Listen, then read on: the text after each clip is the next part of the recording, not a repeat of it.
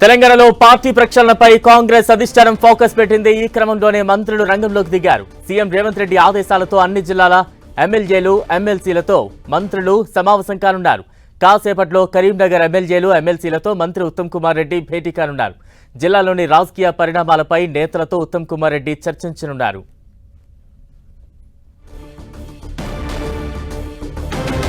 తెలంగాణలో కాంగ్రెస్ పార్టీ ప్రక్షాళనకు రంగం సిద్ధమైంది. సీఎం రేవంత్ రెడ్డి ఆదేశాలతో మంత్రులు ఇప్పటికే రంగంలో దిగారు. దీనికి సంబంధించిన బ్రేక్ న్యూస్ మనం చూస్తూ ఉన్నాం. జిల్లాల ఎమ్మెల్యేలతో అత్యవసర సమావేశం ఏర్పాటు చేస్తూ ఉన్నారు మంత్రులు.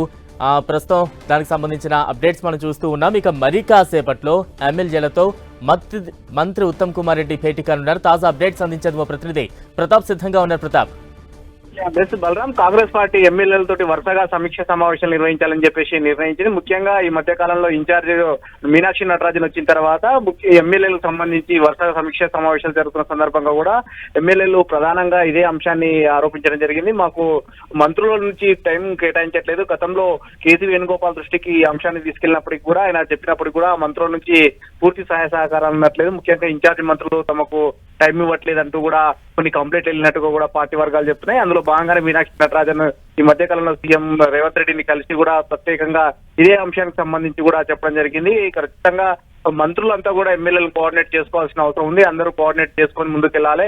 ఇట్లే కనుక కంటిన్యూ అయితే కనుక ఇబ్బందులు అవుతాయంటూ కూడా చెప్పిన పరిస్థితి. ముఖ్యంగా ఎమ్మెల్యేలు తమ నియోజకవర్గానికి సంబంధించిన అంశాలే కానీ జిల్లాలకు సంబంధించిన అంశాలకు సంబంధించి అధికారుల నుంచి పూర్తి స్థాయిలో సహాయ సహకారం ఉండట్లేదంటూ కూడా గత కొంతకాలంగా కంప్లైంట్ ఇస్తున్న పరిస్థితి. ఈ ఫిర్యాదులకు సంబంధించి కూడా ఇన్ఛార్జ్ మంత్రుల దృష్టికి తీసుకెళ్లి ఎక్కడెక్కడైతే సమస్యలు ఉన్నాయో వాటన్నిటి కూడా షార్ట్అవుట్ చేయాలని చెప్పేసి నిర్ణయించారు. అందులో భాగంగానే గతంలో కేసీ వేణుగోపాల్ సూచించినప్పటికీ కూడా ఆ కార్యాచరణ ముందుకు పడలేదు.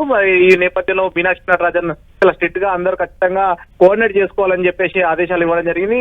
అందులో భాగంగా ఈ రోజు ఉత్తమ్ కుమార్ రెడ్డి ఉమ్మడి కరీంనగర్ జిల్లాకు సంబంధించిన ఎమ్మెల్యేలతో అంతా భేటీ కావడం జరిగింది. ముఖ్యంగా ఈ మధ్య కాలంలో కరీంనగర్ గ్రాడ్యుయేట్ ఎమ్మెల్సీ ఎన్నికకు సంబంధించిన ఫలితం కూడా కాంగ్రెస్ పార్టీ చేజారిన నేపథ్యంలో ఇక్కడే జరిగింది, ఏం మిస్టేక్ జరిగింది, ఎందుకు ఇలా జరిగింది అనే దానిపైన కూడా ఫోకస్ పెట్టిన పరిస్థితి అయితే ఉందని చెప్పుకోవచ్చు. ఎందుకంటే ప్రధానంగా గ్రాడ్యుయేట్ ఎమ్మెల్సీ ఎన్నిక అనేది దాదాపు 42 నియోజకవర్గాల పరిధిలో విస్తరించున్న స్థానం కాబట్టి దానికి సంబంధించి ముఖ్యంగా ఎక్కువగా రోల్ అంతా కూడా కరీంనగర్ పార్లమెంట్ పరిధిలోకి ఎక్కువగా ఉంటుంది కాబట్టి దీనికి సంబంధించి కూడా ఫోకస్ చేయాలని కూడా చేస్తుంది. అయితే ముఖ్యంగా ఈ కరీంనగర్ మొత్తం మీద ఏం జరిగింది అనే దానిపైన కూడా ఒక పోస్ట్ మార్టం చేయాలని చెప్పేసి నిర్ణయించింది. ఇదంతా కూడా జరిగిన తర్వాత ఈ పార్లమెంట్ ఎన్నికల మొత్తం ఉమ్మడి జిల్లాల వారీగా మంత్రులంతా కూడా ఇన్ఛార్జి మంత్రులంతా కూడా ఎమ్మెల్యేలతోటి ప్రత్యేకంగా సమావేశమై ఈ రిపోర్ట్ అంతా తీసుకొని మళ్ళీ పార్టీ ఇన్ఛార్జ్ మీనాక్షి నటరాజన్ కి అవకాశం ఉన్నట్టు కూడా పార్టీ వర్గాలు చెప్తున్నాయి. అందులో భాగంగానే ఈ రోజు జలసౌదాలో కాసేపటి క్రితమే మంత్రి ఉత్తమ్ కుమార్ రెడ్డి ఉమ్మడి కరీంనగర్ జిల్లాకు సంబంధించిన ఎమ్మెల్యేలతో కూడా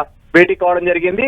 అదేవిధంగా మిగతా మంత్రులంతా కూడా ఒక జిల్లాకు సంబంధించిన మంత్రులంతా కూడా వరుసగా రేపు మహిళా దినోత్సవం కాబట్టి రేపు బ్రేక్ ఇచ్చిన తర్వాత మండే నుంచి కూడా కంటిన్యూగా మంత్రులంతా కూడా ఒక్కొక్క జిల్లా సంబంధించిన సమావేశాలు ఏర్పాటు చేసుకొని అందరు ఎమ్మెల్యేలతో కోఆర్డినేట్ చేసుకొని ముందుకెళ్లాలనే ఒక ఆలోచన అయితే కాంగ్రెస్ పార్టీ తీసుకుంది. Right, thank you Pratap.